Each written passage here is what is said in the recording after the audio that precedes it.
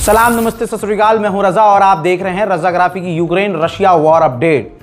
हजरात मोहतरम, मामला गर्मा गया है। ठंडा तो हुआ नहीं था लेकिन और बढ़ गया है, क्योंकि अब रशिया आसपास के देशों के लिए खतरा बन रहा है, ऐसा आसपास के देशों का इल्जाम है। जैसे इस्टोनिया ने कहा है कि रशिया के 2 से 3 फाइटर जेट हमारे इलाके में घुस आए थे। हालांकि रशिया ने साफ इनकार कर दिया कि यह सरासर गलत है, लेकिन इस्टोनिया ने कहा है कि नेटो का आर्टिकल 5 जो है जारी कर दिया जाए, जिसमें माना जाएगा कि अगर किसी एक नेटो के सदस्य में घुसपैठ होती है तो तमाम नेटो देशों के लिए यह खतरा होगा और सभी नेटो देश एक साथ सामने वाले के खिलाफ बड़ी कार्रवाई करेंगे।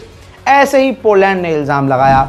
पोलैंड ने इल्ज़ाम लगाया कि रूस के फाइटर जेट हमारे इलाके में घुसे, बल्कि बिल्कुल करीब से गए, और रशिया का MiG-31 जो फाइटर जेट है वो हमारे बिल्कुल, यानी रशिया के जो फाइटर जेट हैं वो हमारे बिल्कुल जो प्लांट है, गैस और ईंधन का प्लांट है, उसके करीब यानी स्टेशन के करीब से गुजरे हैं, जिससे हमारे लिए बड़ा खतरा पैदा हो गया है। डोनाल्ड ट्रंप से भी सवाल कर लिया गया कि रशिया के फाइटर जेट इस्टोनिया और पोलैंड तक घुस रहे हैं, इस पर आप क्या कहेंगे? तो डोनाल्ड ट्रंप ने कहा कि मुझे ये बिल्कुल पसंद नहीं आता जब कहीं ये घटना होती है, और खासकर दूसरे देशों के लिए जब खतरा पैदा होता है।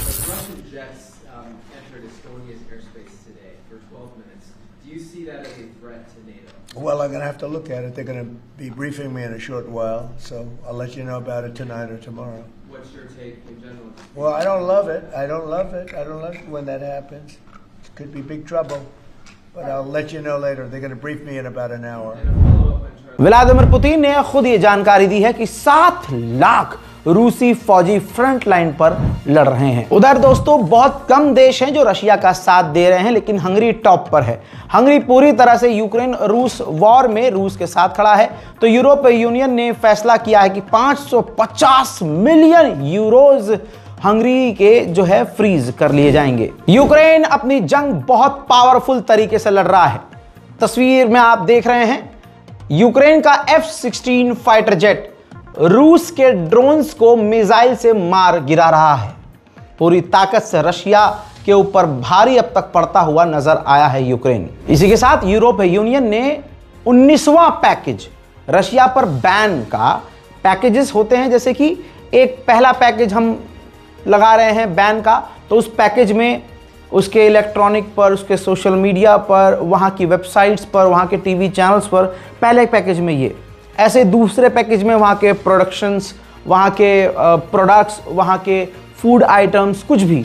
तो ऐसे ही 19वां पैकेज यूरोपीय यूनियन ने बैन का रूस पर लगा दिया है, और जाहिर सी बात है रूस को इससे प्रॉब्लम होने वाली है। यूक्रेन लगातार रूस में घुसपैठ कर रहा है, ऐसा कहना बिल्कुल गलत होगा कि यूक्रेन कमजोर पड़ रहा है। तस्वीर देखिए, रूसी मीडिया ने ही इस तस्वीर को जारी किया है। रूस के अंदर यूक्रेन के ड्रोन के हमले के बाद खतरनाक आग लगी हुई आप देख सकते हैं। पलटकर वार रशिया सीधा यूक्रेन की राजधानी कीव पर कर रहा है, जिसमें कीव में बड़ा नुकसान हो रहा है।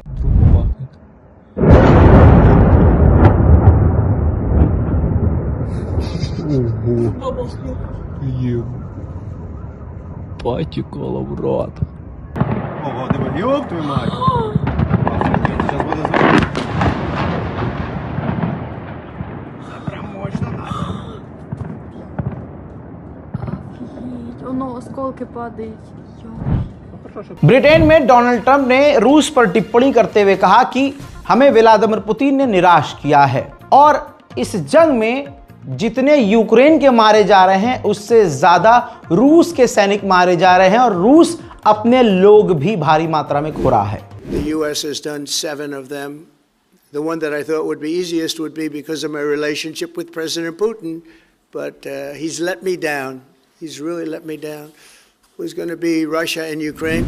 यूक्रेन के राष्ट्रपति ज़ेलेंस्की ने हिम्मत दिखाई और फ्रंट लाइन पर पहुंचे, जहां पर सीधा टकराव रूस से चल रहा है।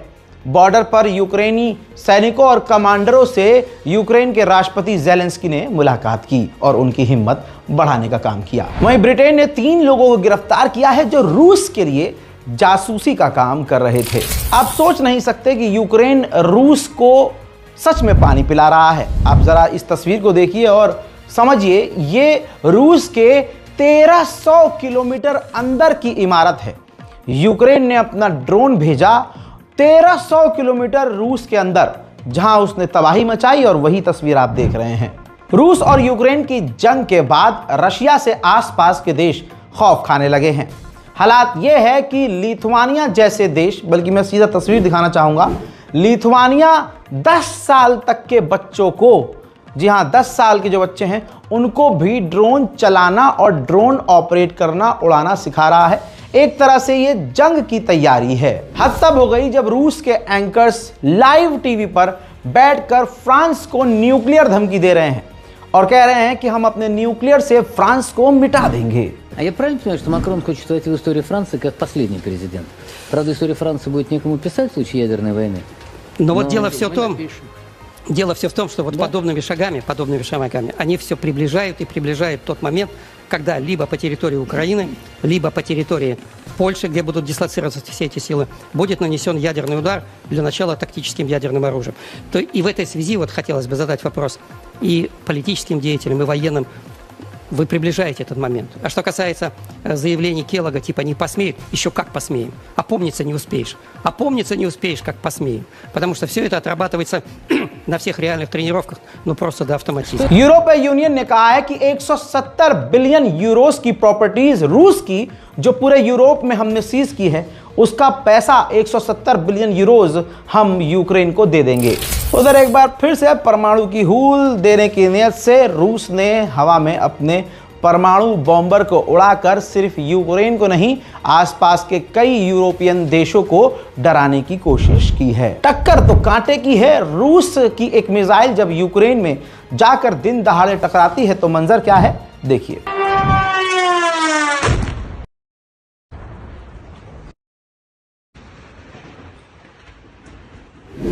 ठीक इसी तरह से यूक्रेन के राष्ट्रपति की तरह व्लादिमीर पुतिन रूस के राष्ट्रपति सेना की वर्दी पहनकर फ्रंट लाइन पर अपने सैनिकों के साथ और सैनिकों से मिलने पहुंचे थे, जहां उन्होंने तमाम चीजों को देखा, परखा और अपने सीनियर कमांडर और ऑफिशियल से इस जंग के लाइव अपडेट लिए। रूस के आसपास के यूरोपियन देश पूरी तरह से डरे हुए हैं, जिसको देखते हुए ब्रिटेन ने अपने euro fighter advance fighter jet को पोलैंड में तैनात कर दिया है। उसका यह वीडियो है।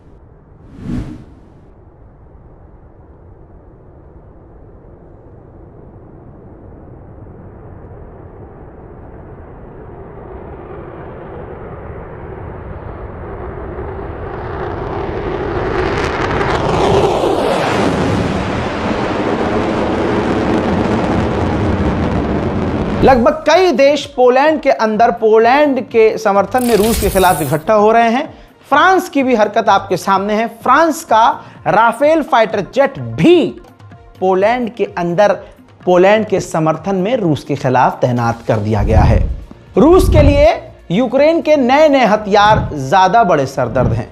तस्वीर देखिए, यूक्रेन ने दिखाया है एक शैतान, एक खतरनाक मिसाइल दिखने वाली चीज, लेकिन मैं आपको बता दूं ये अंडर वाटर ड्रोन है जिसका नाम है टोलोका, जिसकी रेंज 2000 किलोमीटर है, जो रूस के लिए बड़ा खतरा है। यूरोपीय यूनियन रशिया पर बैन लगा रहा है और उधर यूरोप के देश डर रहे हैं।